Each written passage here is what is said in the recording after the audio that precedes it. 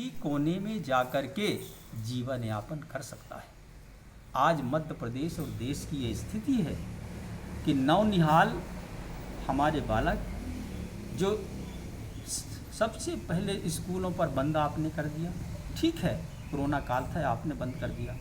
आज जो नीति हम लोग देख रहे थे 1 से लेकर के धड़ल्ले से अब लड़के 12वीं तक कोई डर नहीं, आप विद्यालय जाते हैं नहीं जाते हैं इससे कोई डर नहीं है। यूनिवर्सिटियों में प्रवेश की भी उन्हें दिक्कत होगी भविष्य में। भविष्य में उनको काखा गाघा ही नहीं बनेगा तो आप क्या पढ़ाओगे भाई। आज हमारी जो प्राथमिक शिक्षा है 0 हो गया है। माध्यमिक शिक्षा वही बच्चे, जब मैं शिक्षक भी रहा हूँ, जब 1 से 5 पढ़ करके जब बच्चा हमारे 6वीं में एडमिशन लेता था, मैं स्वयं शिक्षक रहा हूँ, तो हम देखते थे कि हमें बड़ा दुख लगता था क्योंकि हमारे भाई लोग ही उसको पास करके भेज रहे थे। जब 8वीं से 9वीं में जाता था, 6 से 8 पास करके 9वीं में जाता था, तो उच्च शिक्षा के लिए जैसे वो जाता था वहाँ जो हमारे गुरुजन हैं वो भी वही पश्चाताप करते थे कि यार 6 से 8 तक हमारे मित्रों ने पढ़ाया लेकिन इस बच्चे को क्या पढ़ाएं। इस तरीके से आज जो हमारे देश की शिक्षा की जो स्थिति है बद से बदतर है और इसको जो है सत्य को स्वीकारने में हमें कोई झिझक भी नहीं होनी चाहिए, कोताही भी नहीं करना चाहिए। इस देश में आज हम विश्व का दूसरे नंबर पर हमारी जनसंख्या है। आज जो हमारे 1 से 35 साल 18 साल का जो हमारा बालक है उसको हम किस दिशा में ले जाना चाहते हैं। कल देश का भविष्य है। यदि सही दिशा में यदि हम शिक्षा उसको नहीं दे पाएंगे तो हम साक्षर तो कर देंगे लेकिन शिक्षित नहीं बना पाएंगे। हमको साक्षर नहीं, हमको शिक्षित बनाने की ज़रूरत है आज देश में, ताकि अन्य विकासशील विकसित देशों की हम श्रृंखला में खड़े हो सकें। जो आज औद्योगिक क्षेत्र, हमको ऐसा शिक्षा की अब ज़रूरत है, व्यवसायिक शिक्षा की पर मैं जोर देना चाहता हूँ।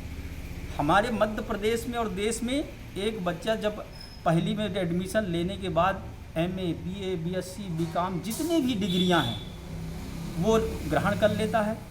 18 साल 20 साल और 22 साल में बच्चा पढ़ कर बाहर निकला। जब पूरे डिग्री लेने के बाद फिर वो नौकरियों को तलाश में चला जाता है।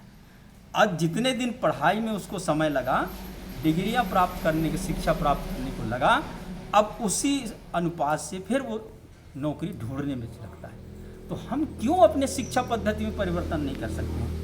क्यों शिक्षा विधि इस पर चिंतन क्यों नहीं करते हैं कि इस प्रदेश में और इस देश में हम व्यावसायिक शिक्षा क्यों लागू नहीं करते हैं कि हमारा बच्चा पढ़ते पढ़ते घड़ी बना ले, सुधार ले, पढ़ते पढ़ते वो टीवी सुधार ले।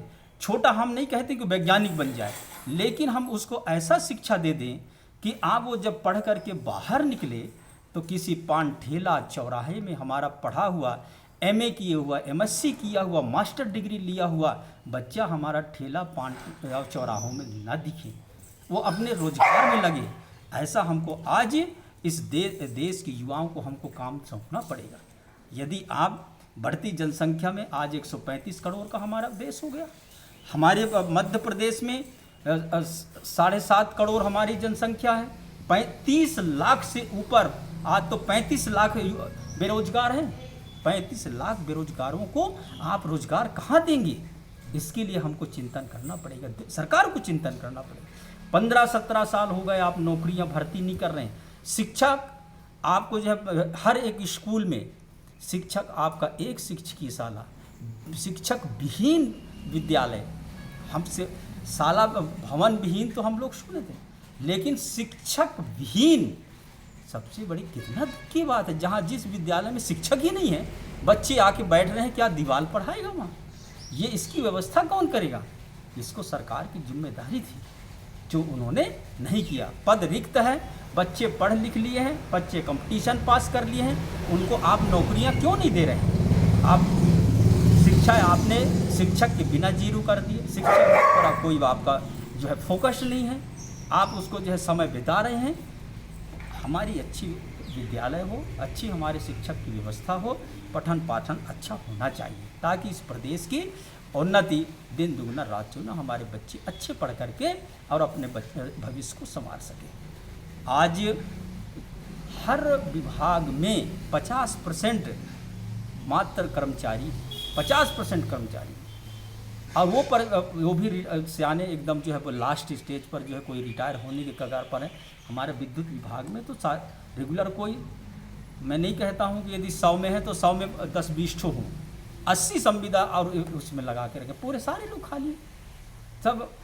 तो इस टाइप के सरकार को चाहिए कि सारे पद भरनी चाहिए, ताकि बेरोजगार जो पढ़े लिखे बच्चे हैं उनको अवसर मिलना चाहिए, वो अपना अच्छा जीवन जिए, अच्छा जो है इस प्रदेश में के विकास में, सरकार के कार्य में अच्छे युवा जब जुड़ेंगे, उनकी नौकरियां आप देंगे, तब उनके अपनी क्षमता योग्यता के आधार पर उनको नौकरियां दें, वो अपने काम करेंगे, देश का प्रगति होगा।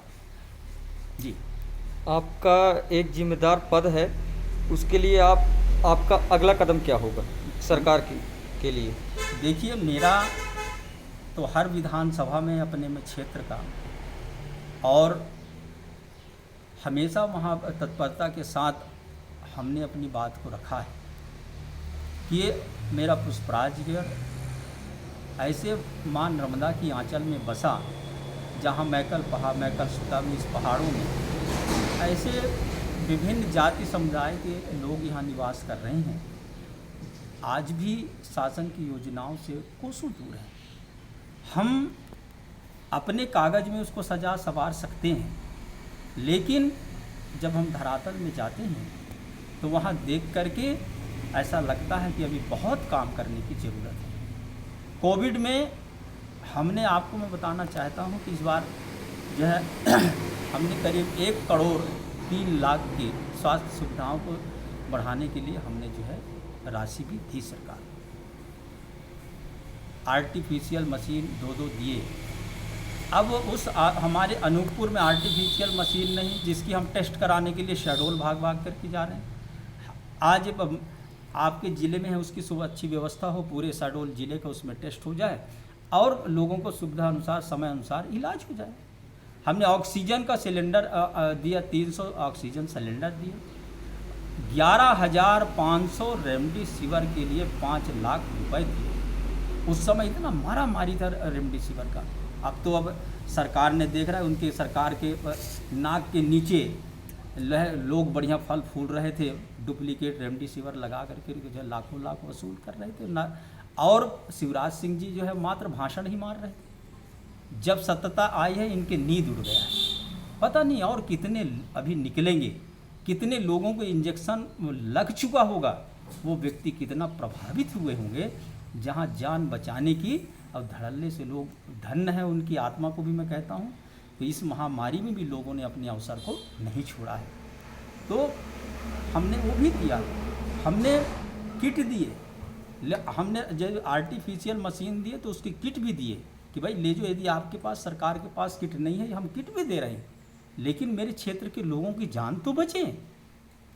अब 2 हमने एम्बुलेंस दिए हैं, पैसा दे दिए, जब और सारे वो चीज़ें हो गई हैं। अब ये सरकार प्रशासन की जिम्मेदारी है कि उन पर जो है क्रियान्वित करें और लोगों को जो है त्वरित लाभ मिले। तो ये बहुत सारी चीज़ें जो मूलभूत सुविधा इस कोरोना काल में हम लोगों को जिस तरीके से सचेत किया है, पुष्पराजगढ़ माई नर्मदा का ये बड़ी असीम कृपा है। उन्हें मैं प्रणाम नमन करता हूँ कि लोगों ने को तक दवा मेडिसिन तो नहीं मिला, लेकिन वो अपने आप किसी तरीके से अपने आप को आइसोलेट करके घर में रह करके और अपने आप को अच्छा कर किए। लेकिन हम इससे अपने ताली ठोंकने, सीना ठोंकने की आवश्यकता नहीं है। जब 2020 में कोरोना का आगमन हुआ, आज वर्तमान 2021 में हम ऑक्सीजन के दौड़ भाग क्यों कर रहे हैं? 2021 का आने वाले समय की चिंता हमको क्यों नहीं करनी चाहिए था? यहाँ ऑक्सीजन की व्यवस्था, जैसे एक घटना घटी मेडिकल कॉलेज शहडोल में, 16 लोग एक दिन में ख़त्म हो गए। क्यों? कालाबाजारी, ऑक्सीजन नहीं मिला। क्या उसको उनको हम वापस करेंगे? ये सरकार की कमजोरी नहीं है। जितने लोग ख़त्म हुए हैं हॉस्पिटलों में, जो ख़त्म हो रहे हैं, कोविड सेंटर में जो ख़त्म हो रहे हैं, कहीं ना कहीं हमारी अव्यवस्था के कारण हो रहे हैं और इसको सुधार को स्वीकार भी करना चाहिए। आने वाले समय में पूरे पुष्पराजगढ़ क्षेत्र में हम पूरा मेरा रहता है। वैसे भी मैं किसान का बेटा हूँ, मैं तो यहीं जन्मा हूँ और अनवरत मेरा इसके अलावा कोई काम नहीं है। मैं 24 आवर्स का राजनीति करता हूँ। अब माननीय कमलनाथ जी मुझे प्रदेश जिले का अध्यक्ष भी बना दिए हैं, उनको मैं बहुत धन्यवाद देता हूँ। वहाँ भी मुझे देखना है, लेकिन हम चाहते हैं कि पुष्पराजगढ़ में स्वास्थ्य सुविधा शिक्षा बेहतर हो, बेहतर लोगों को स्वास्थ्य शिक्षा मिले, लोग कुशल सुखमय जीवन बिताएं। इस दिशा में हम काम करेंगे, ऐसा मैं आपको बताना चाहता हूँ।